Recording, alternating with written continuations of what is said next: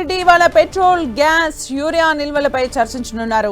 Assembly committee హాల్లో అధికారులతో సమావేశం నిర్వహిస్తారు. రాష్ట్రంలో నిల్వలపై సమీక్షించనున్నారు.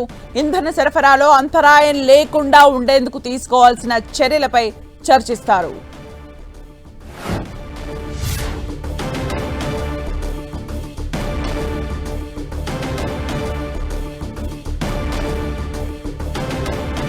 మధ్యాహ్నం 2 గంటలకు సీఎం రేవంత్ రెడ్డి కీలక సమావేశం నిర్వహించనున్నారు. అసెంబ్లీ కమిటీ హాల్లో అధికారులతో సమావేశం కానున్నారు సీఎం రేవంత్.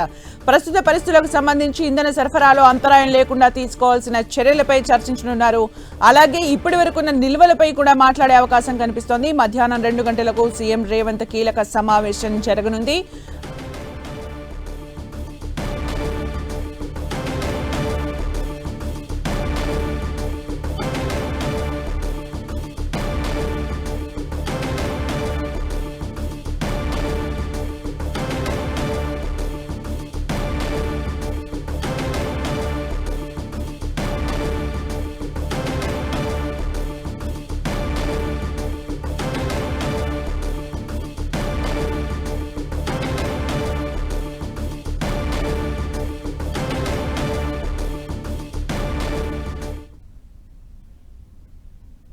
సీఎం రేవంత్ రెడ్డి ఇవాళ పెట్రోల్, గ్యాస్, యూరియా నిల్వలపై చర్చించనున్నారు. అసెంబ్లీ కమిటీ హాల్లో అధికారులతో సమావేశం నిర్వహిస్తారు. రాష్ట్రంలో నిల్వలపై సమీక్షించనున్నారు.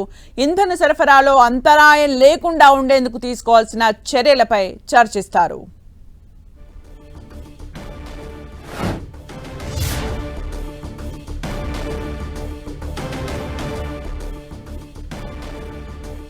ఇక మరిన్ని అప్డేట్స్ మా ప్రతినిధి తిరుపతి చారి అందిస్తారు. తిరుపతి చారి.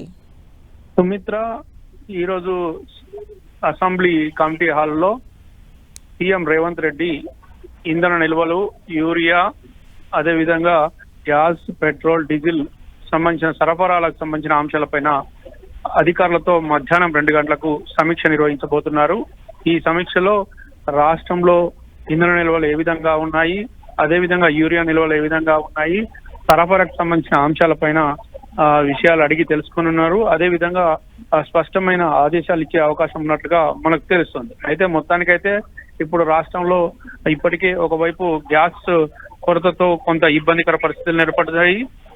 అటు కమర్షియల్ గ్యాస్ కొంత లభించడం లేదు. దానికి అటు గ్యాస్ ఏజెన్సీలు కొంత ఇబ్బందికరంగా గ్యాస్ ను సరఫరా చేయలేకపోతున్నాయి. అయితే ఇక డొమెస్టిక్ గ్యాస్ విషయంలో మాత్రం గ్యాస్ సరఫరా చేస్తున్నాయి అది గ్యాస్ ఏజెన్సీలు. ఇక పెట్రోల్ బంకులకు వచ్చేసి కొన్ని పెట్రోల్ బంకులు యాజ్ యూజువల్ గా ప్రతి ఏడాది ఈ మార్చి నెలలో చెల్లింపులకు సంబంధించిన వ్యవహారాలు ఉంటాయి. ఆ చెల్లింపుల విషయంలో కొంత ఈసారి ఇటు ఆయిల్ కంపెనీలు ఎప్పటికప్పుడు చెల్లించి ఇటు అదేవిధంగా ట్యాంకర్లను తీసుకోవాలంటూ ఆదేశించడంతో నెట్ క్యాష్ కట్టి ట్యాంకర్లు తీసుకోవాలని చెప్పడంతో ఒకవైపు ఇటు పెట్రోల్ బంక్ యజమానులు కొంత ఇబ్బందికర పరిస్థితులు ఎదుర్కొంటున్నారు. దీంతో అటు పెట్రోల్ సరఫరా కొన్ని చోట్ల నో స్టాక్ బోర్డులు కనిపిస్తున్నాయి. ఫలితంగా ఇటు వాహనదారులు చాలా మంది పెద్ద ఎత్తున అటు పెట్రోల్ బంకుల వద్దకు వెళ్లి పెట్రోల్ పోయించుకుంటున్నారు.